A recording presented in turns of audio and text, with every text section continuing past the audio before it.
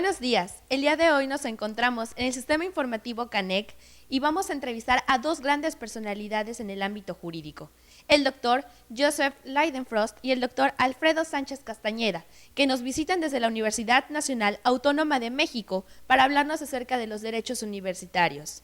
Comenzaré las preguntas de manera alternada, primeramente con el doctor Joseph Leidenfrost y posteriormente con el doctor Alfredo Sánchez. Primera pregunta. ¿Qué son para usted los derechos universitarios? Buena pregunta, ¿no? Porque yo voy de un continente diferente y hay universidades de las edades medievales, ¿no? Y han cambiado mucho. Ahora, en este tiempo, hoy en día, los derechos universitarios son algo muy elementario, muy esencial, muy importante, y claro que depende de qué país, porque hay reglamentos diferentes en estos, no sé, 40 o algo como así, países en Europa, ¿no? Entonces es un factor muy importante y más o menos es bien arreglado en muchos países, pero no en todos, ¿no? Doctor, ¿qué son para usted los derechos universitarios? Bueno, los derechos universitarios son aquellas posibilidades que tienen tanto los profesores como los estudiantes de que les permitan ejercer en la práctica su derecho a la educación dentro de las universidades. Perfecto. Doctor Joseph, ¿qué opina usted de los derechos universitarios en el contexto actual que se vive, en cuestiones académicas, de educación? No comprendí completamente. ¿Qué es la pregunta? En inglés probablemente. What do you think about the current context where these rights are developed? Otra vez depende del parte del mundo donde estos derechos son desarrollados. Es en las manos de los órganos de las universidades que están estableciendo, ¿no?, los derechos, porque como aquí hay muchas instituciones que son autónomas y la autonomía probablemente es el elemento más importante en este contexto, ¿no? Derechos que las universidades pueden definir para sus mismos, ¿sabe usted? Doctor, para usted, ¿qué son los derechos universitarios en cuestión del contexto que actualmente vive? ¿Cómo se desarrollan? Bueno, los derechos universitarios actualmente, comentaba yo esta mañana, implica el desarrollo del derecho a la educación, ¿no? O en el caso de los profesores, el derecho a realizar su trabajo académico de manera adecuada. Pero hoy en día el gran reto es hacer una lectura vinculada entre ese derecho a la educación con otros derechos fundamentales, ¿sí? O sea, no solamente un estudiante en la universidad ejerce su derecho a la educación, sino también ejerce su derecho a la libertad de expresión, ejerce su derecho a su preferencia sexual, por ejemplo, ejerce su derecho también pues de libertad de expresión, pero también de libertad de asociación, por ejemplo, o ejerce también su derecho de que se le respete su dignidad humana. Entonces, ahora los derechos universitarios es el entrecruzamiento de los derechos humanos dentro de las universidades. Muy bien. Doctor, ¿usted qué opina acerca de los derechos universitarios con respecto a los movimientos estudiantiles que se han dado a nivel mundial? Ejemplo, hubo un movimiento en Austria acerca de derechos universitarios y universidades, movimientos como en México, Tlatelolco. ¿Qué opina usted? El movimiento estudiantil, ¿sí se dice?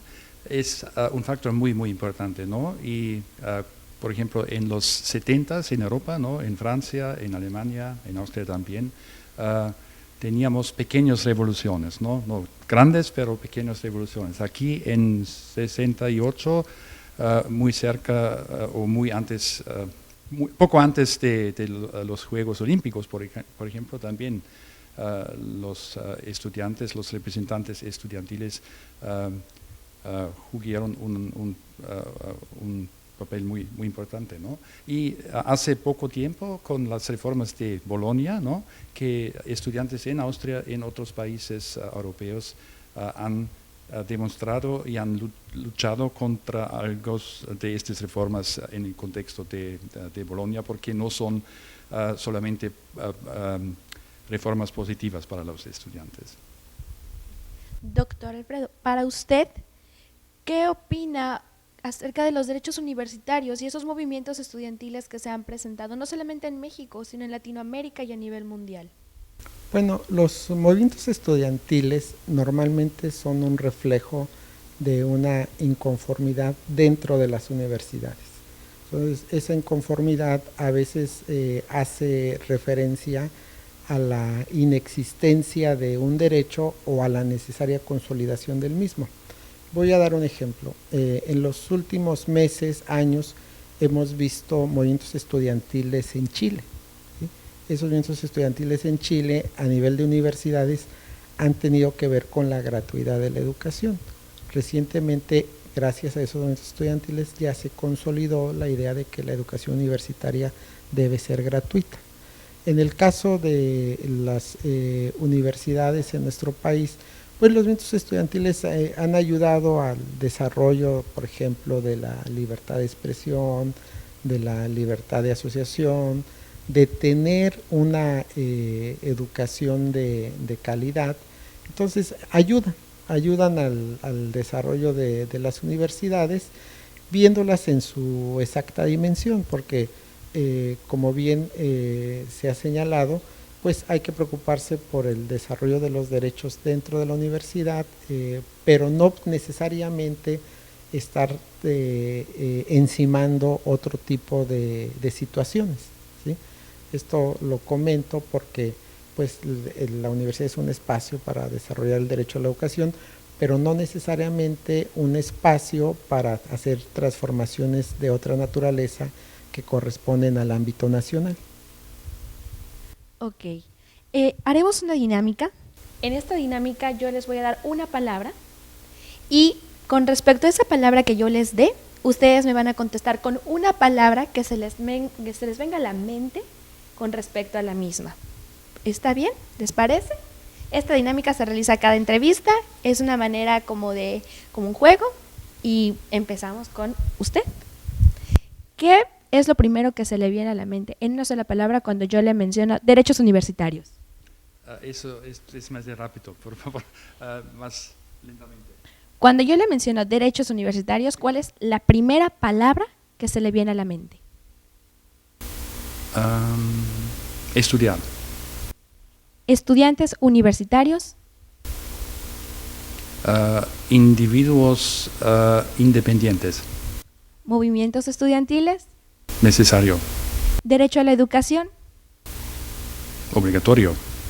Perfecto. Continuamos con usted. ¿Qué es la primera palabra que se le viene a la mente cuando le menciono derechos universitarios? Respeto. Estudiantes universitarios. Futuro.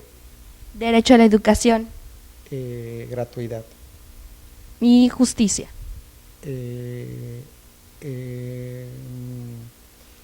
Equidad. Perfecto. Como última pregunta y para finalizar, ¿qué mensaje nos daría a la comunidad estudiantil de la Universidad Autónoma de Yucatán? Que puede ser una buena idea que esta universidad va a instalar una defensoría universitaria para esta institución. ¿Y usted qué mensaje le daría a la comunidad estudiantil de la Universidad Autónoma de Yucatán?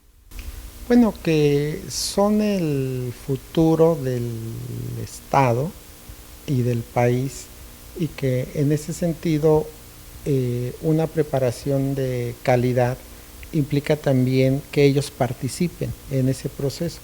La universidad tiene la obligación de dar una educación de calidad, pero ellos deben ser partícipes activos en este logro de una educación de excelencia y que en ese sentido tiene que haber un compromiso, pues digamos, tripartito, por parte de los estudiantes, por parte de las autoridades y por parte de los profesores.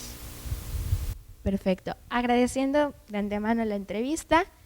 Nada más con ustedes, a nombre de las autoridades de nuestra facultad, encabezadas por el doctor Carlos Alberto Macedonio Hernández, agradecemos la atención prestada. De igual manera les invitamos a que entren a nuestras redes sociales que aparecen en pantalla y nada más recuerden, caminando juntos hacia la reacreditación. Gracias.